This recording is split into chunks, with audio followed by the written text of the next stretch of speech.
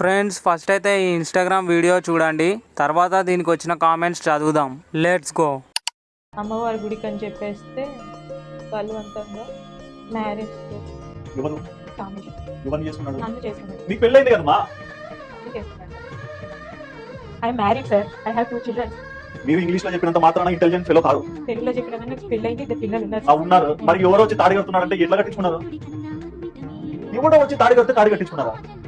చెంప చెల్లు అనిపించడానికి ఏం చేతులేదు, పని చేయలేదా?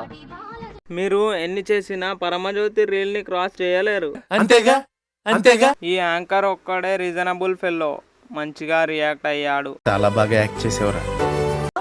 నువ్వు సూపర్ రా. Anchor shock, aunty rocks. బాగున్నానా? యాంకర్ కష్టం పగోడికి కూడా రావద్దు. ఎందుకు? Paramjyothi is ever green for ever. అంతేగా అంతేగా. Uneducated people and scrap. ఏం మాట్లాడుతున్నావురా?